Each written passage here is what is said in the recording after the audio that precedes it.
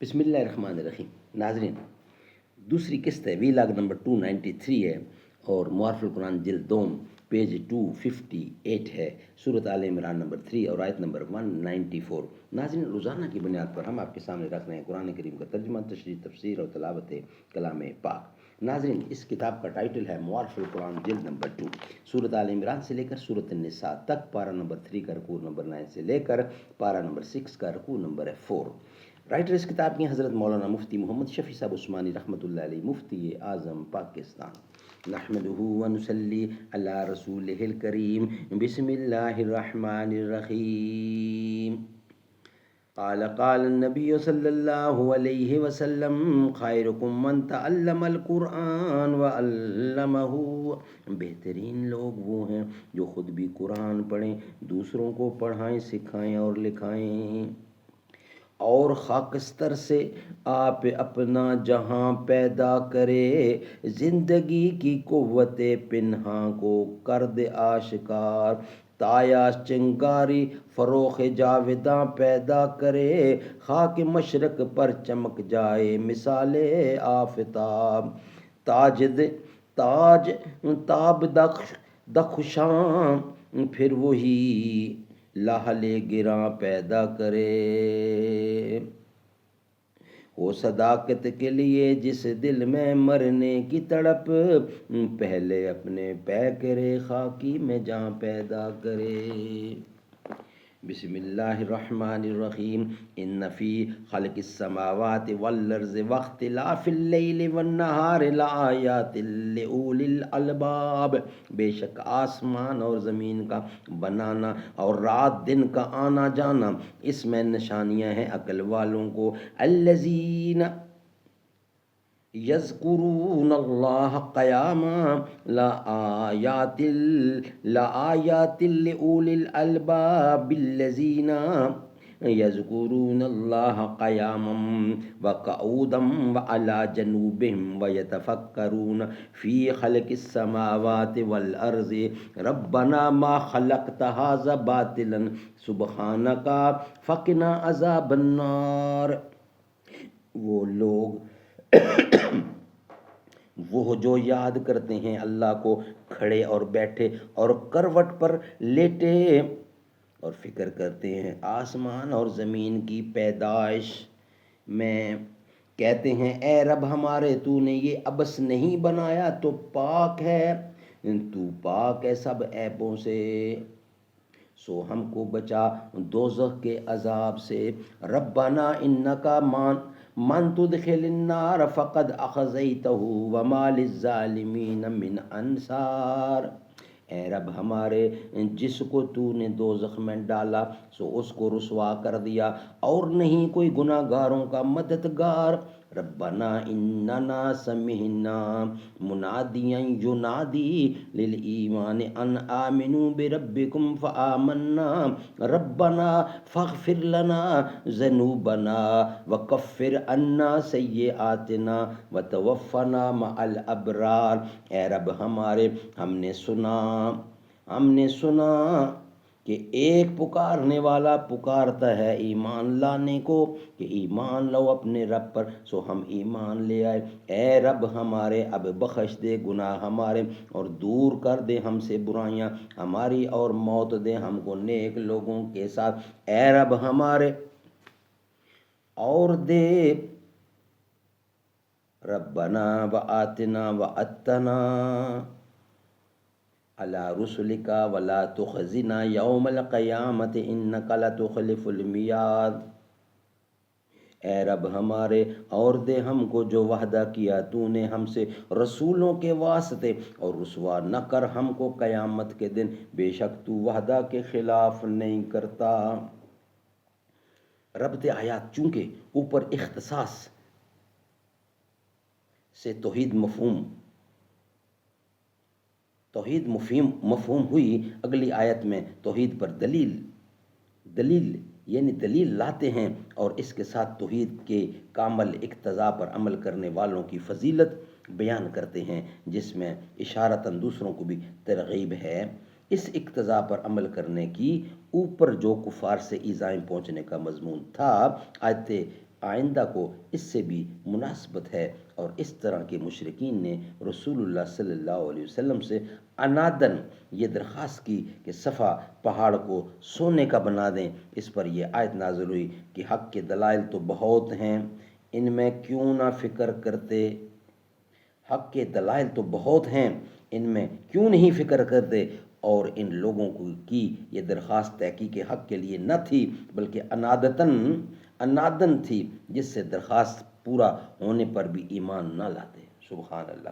خلاصہ تفسیر اس کا بلا شبہ آسمانوں کے اور زمین کے بنانے میں اور یک کے بعد دیگرے رات اور دن کے آنے جانے میں دلائل توحید کے موجود ہیں۔ اہل عقل سلیم کے استدلال کے لیے جن کی حالت یہ ہے جو آگے آتی ہے، اور یہی حالت ان کے عاقل ہونے کی علامت بھی ہے، کیونکہ عقل کا اقتضا دفع مضرت تحصیل منفعت ہے، اور اس پر اس حالت کا مجموعہ دال ہے۔ وہ حالت یہ ہے کہ وہ لوگ ہر حال میں دل سے بھی اور اس زبان سے بھی اللہ تعالیٰ کی یاد کرتے ہیں، کھڑے بھی بیٹھے بھی، لیٹے بھی، اور آسمانوں اور زمین کے پیدا ہونے میں اپنی قوت عقلیہ سے غور کرتے ہیں، اور غور کا جو نتیجہ ہوتا ہے یعنی حدوث ایمان یا تجدید و تقویت ایمان، اس کو اس طرح ظاہر کرتے ہیں کہ اے ہمارے پروردگار، آپ نے اس مخلوق کو لا یعنی پیدا نہیں کیا، بلکہ اس میں حکمتیں رکھی ہیں، جن میں ایک بڑی حکمت یہ ہے کہ اس مخلوق سے خالق تعالیٰ کے وجود پر استدلال کیا جاوے۔ ہم آپ کو لا یعنی پیدا کرنے سے منزہ سمجھتے ہیں، اس لیے ہم نے استدلال کیا اور توحید کے قائل ہوئے، سو ہم کو موحد مومن ہونے کی وجہ سے عذاب دوزخ سے بچا لیجئے، جیسے کہ شرن اس کا یہ مقتضی ہے۔ گو کسی عرض سے یہ اقتضا ضعیف ہو جاوے اور چندے عذاب ہونے لگے۔ ایک عرض تو ان لوگوں کی یہ تھی، اور وہ اس مضمون ایمان کے مناسب اور معروضات بھی کرتے ہیں جو آگے آتے ہیں۔ اے ہمارے پروردگار، ہم اس لیے عذاب دوزخ سے پناہ مانگتے ہیں کہ بے شک آپ جس کو بطور اصل جزا کے دوزخ میں داخل کریں، اس کو واقعی رسوا ہی کر دیا۔ مراد اس سے کافر ہے اور ایسے بے انصافوں کا جن کی اصل جزا دوزخ تجویز کی جاوے کوئی بھی ساتھ دینے والا نہیں، اور آپ کا وعدہ ہے اہل ایمان کے لیے رسوا نہ کرنے کا بھی اور نصرت کرنے کا بھی۔ بس ایمان لا کر ہماری درخواست ہے کہ کفر کی اصل جزا سے بچائیے۔ ایمان کا اصل مقتضا یہی دوزخ سے نجات مرتب فرمائیے۔ اے ہمارے پروردگار، ہم نے جیسے مصنوعات کی دلالت سے عقلی استدلال کیا، اسی طرح ہم نے ایک حق کی طرف پکارنے والے کو مراد اس سے حضرت محمد رسول اللہ بواسطہ یا بلا واسطہ سنا کہ وہ ایمان لانے کے لیے اعلان کر رہے ہیں کہ اے لوگو، تم اپنے پروردگار کی ذات و صفات پر ایمان لاؤ۔ سو ہم اس دلیل نقلی سے استدلال کر کے بھی ایمان لے آئے۔ اس درخواست میں ایمان باللہ کے ساتھ ایمان بالرسول بھی ضمناً آ گیا۔ پس ایمان کے دونوں جزو یعنی اعتقاد توحید و اعتقاد رسالت کامل ہو گئے۔ اے ہمارے پروردگار، پھر اس کے بعد ہماری یہ درخواست ہے کہ ہمارے بڑے گناہوں کو بھی معاف فرما دیجئے اور ہماری چھوٹی بدیوں کو بھی ہم سے معاف کر دیجئے، اور ہماری چھوٹی بدیوں کو ہم سے معاف کر کے زائل کر دیجئے، اور ہمارا انجام بھی جس پر مدار ہے درست کیجئے، اس طرح کہ ہم کو نیک لوگوں کے ساتھ شامل رکھ کر موت دیجئے، یعنی نیکی پر خاتمہ ہو۔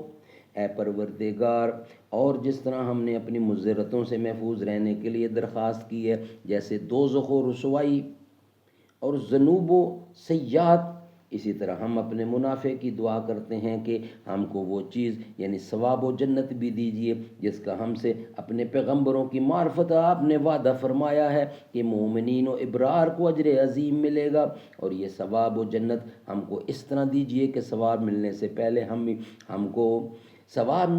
پہلے بھی ہم کو قیامت کے روز رسوا نہ کیجئے، جیسے کہ بعض کو اول سزا ہوگی پھر جنت میں جائیں گے۔ مطلب یہ کہ اول ہی سے جنت میں داخل کر دیجئے، اور یقیناً آپ تو وعدہ خلافی نہیں کرتے، لیکن ہم کو یہ خوف ہے کہ جن کے لیے وعدہ ہے یعنی مومنین و ابرار، کہیں ایسا نہ ہو کہ خدا نہ خواستہ ہم ان صفات سے موصوف نہ رہیں جن پر وعدہ ہے۔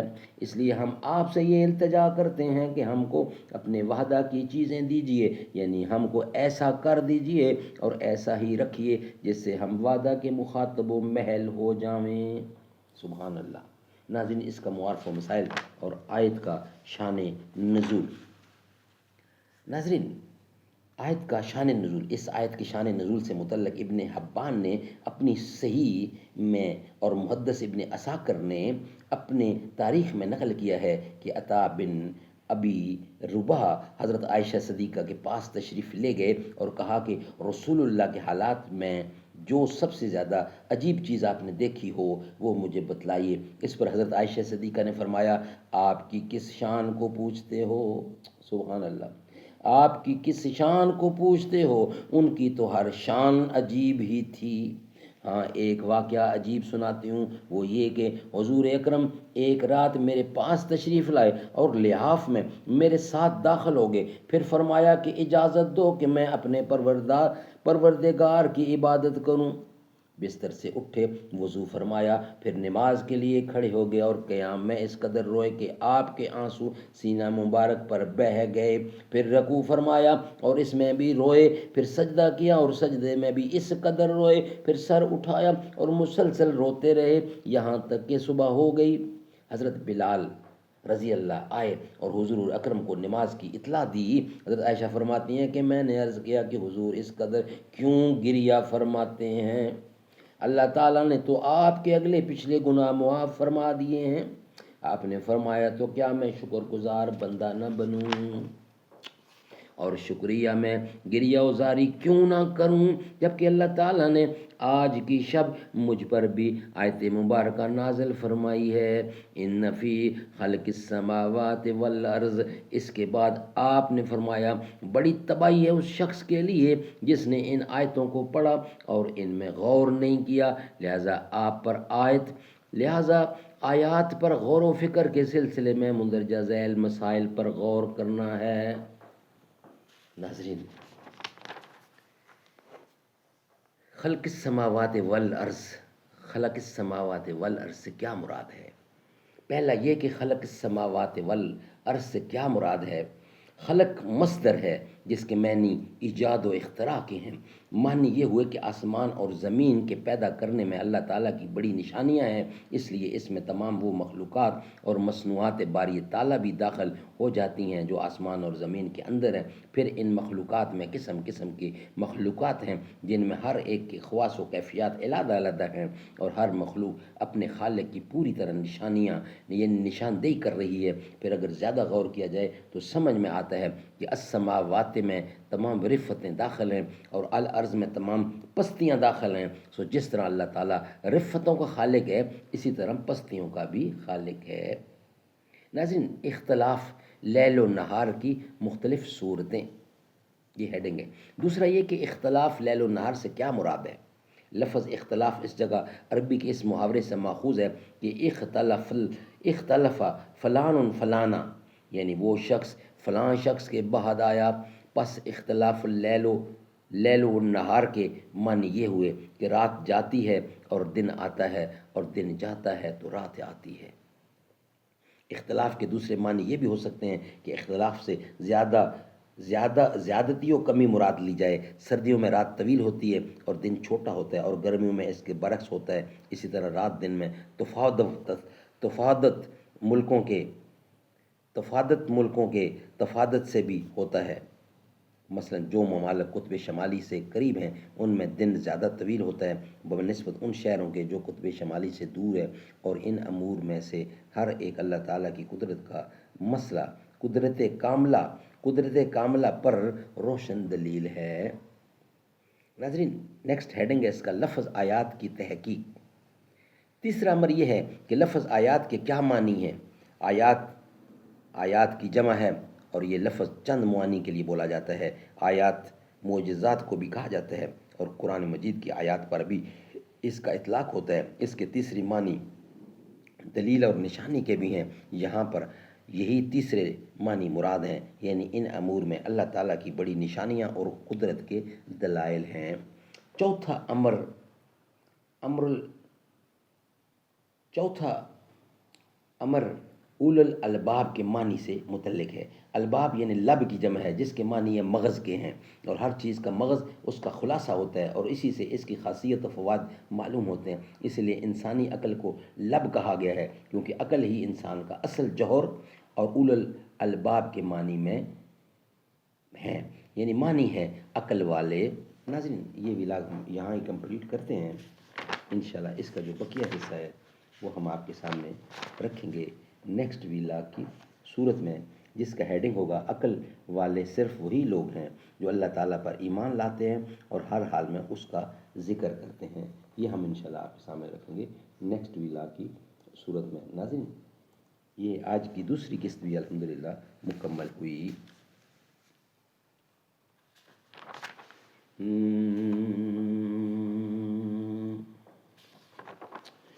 جا زندگی مدینے سے، جا زندگی مدینے سے، جھونکے ہوا کے لا، شاہد حضور ہم سے خفا ہیں منا کے لا۔ جا زندگی مدینے سے، جھونکے ہوا کے لا، شاہد حضور ہم سے خفا ہے منا کے لا۔ کچھ ہم بھی اپنا چہرائے باطل سنوار لیں، کچھ ہم بھی اپنا چہرائے باطل سنوار لیں۔ ابو بکر سے کچھ آئینہ عشق و وفا کے لا، ابو بکر سے کچھ آئینہ عشق و وفا کے لا۔ جا زندگی مدینے سے، جھونکے ہوا کے لا، شاہد حضور ہم سے خفا ہے منا کے لا۔ دنیا بہت ہی تنگ مسلمان پہ ہو گئی، دنیا بہت ہی تنگ مسلمان پہ ہو گئی۔ فاروق کے زمانے کا نقشہ اٹھا کے لا، فاروق کے زمانے کا نقشہ اٹھا کے لا۔ جا زندگی مدینے سے، جھونکے ہوا کے لا، شاید حضور ہم سے خفا ہے منا کے لا۔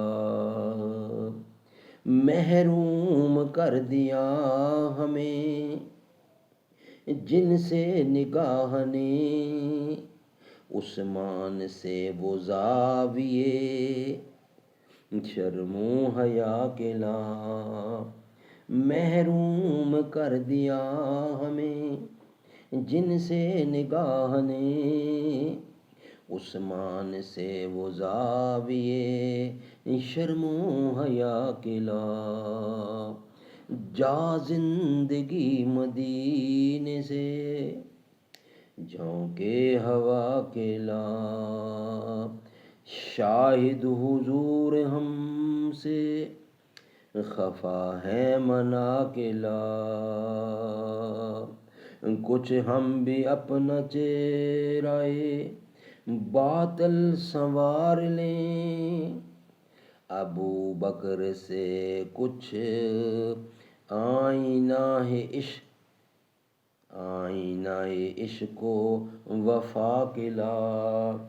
ابو بکر سے کچھ آئینہ عشق و وفا کے لا۔ دنیا بہت ہی تنگ مسلمان پہ ہو گئی، فاروق کے زمانے کا نقشہ اٹھا کے لا۔ محروم کر دیا ہمیں جن سے نگاہ نے، عثمان سے وہ زاویے شرم و حیا کے لا، جا زندگی مدینے سے جھونکے ہوا کے لا، شاہد حضور ہم سے خفا ہو گئے ہیں، شاہد حضور ہم سے خفا ہے منا کے لا، جا زندگی مدینے سے جھونکے ہوا کے لا۔